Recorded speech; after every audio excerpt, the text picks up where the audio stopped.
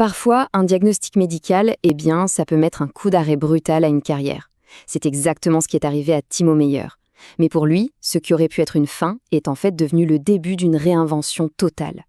Son histoire est un super exemple de comment un système de soutien bien pensé peut transformer une vraie épreuve en un tout nouveau départ.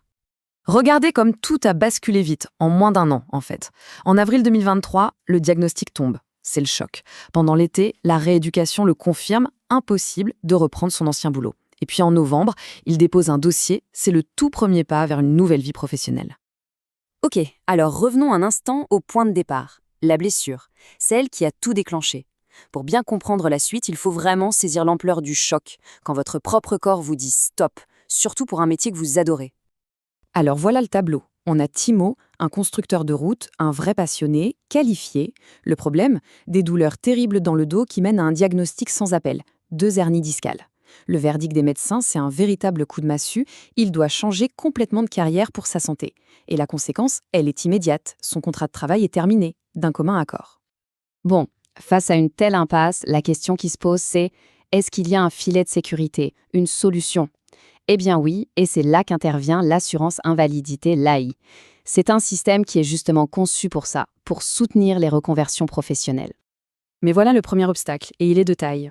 Avant même de rêver à un nouveau chapitre, Timo doit savoir est-ce qu'il a droit, oui ou non, à cette aide pour se reconvertir. En fait, la logique du système est assez claire. Il y a 2 conditions principales. Première exigence, avoir une qualification formelle. Ça, Timo l'a avec son CFC de constructeur de route. Check. Deuxième exigence, être dans l'incapacité de l'exercer pour des raisons de santé. Là aussi, avec l'avis des médecins, c'est bon. Check. Les 2 cas sont cochés, donc la réponse est un grand oui. Il est éligible. D'accord. Donc, l'éligibilité, c'est confirmé. C'est une super nouvelle. Mais concrètement, ça veut dire quoi ? En quoi consiste cette aide ? Allons voir ce que l'assurance couvre réellement pour l'aider à bâtir sa nouvelle carrière.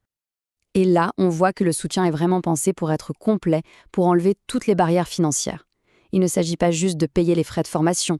Non, ça va plus loin. Les frais de déplacement sont couverts, le logement si c'est nécessaire, et même une partie des repas. Le but, il est simple, permettre à la personne de se concentrer à 100% sur son avenir sans stress financier. Ce qui nous amène à une pièce maîtresse du puzzle. C'est bien beau de se former, mais comment on fait pour vivre pendant ce temps ? C'est là quand elle vient l'indemnité journalière qui vient en fait remplacer le salaire. Tout le calcul part de ce chiffre, 66 700 francs suisses. C'est le dernier salaire annuel complet de Timo avant sa blessure. C'est ce qu'on appelle le revenu de référence et c'est la base de tout ce qui va suivre.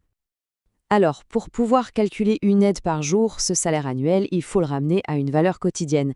C'est un calcul simple, on le divise par 365. Et hop, on obtient ce gain de référence de 211 francs par jour. C'est ce chiffre-là qui est la clé. Et à partir de cette base de 211 francs, l'indemnité est fixée à 80%. C'est un pourcentage élevé, et c'est voulu, pour assurer une vraie sécurité financière. Pour Timo, ça représente donc une indemnité de base de 168 francs et 80 centimes pour chaque jour de formation. Et c'est là que le système devient particulièrement malin, je trouve.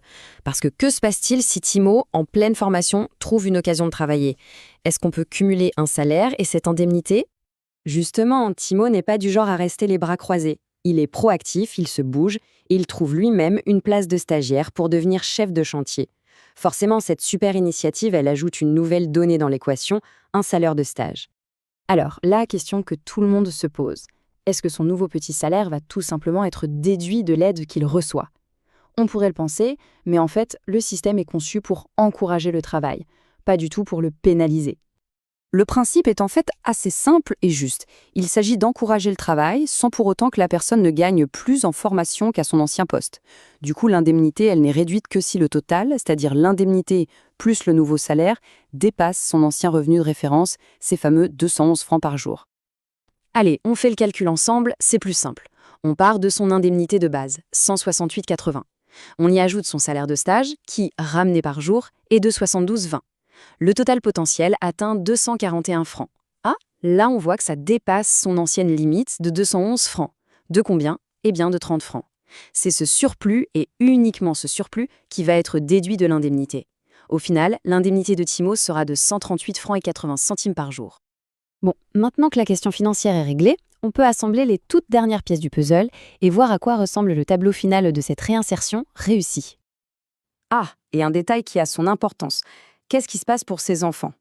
Là aussi, le système est logique. Il veille à ce qu'il n'y a pas de double paiement. Comme Timo reçoit un salaire, même de stagiaire, c'est son nouvel employeur qui a la responsabilité de verser les allocations familiales, et non plus l'assurance invalidité.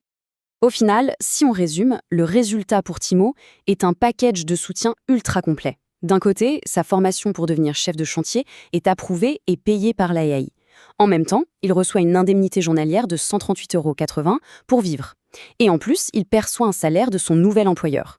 Mais le plus important, c'est qu'il a une voie toute tracée vers un nouvel avenir durable dans un secteur qu'il connaît par cœur.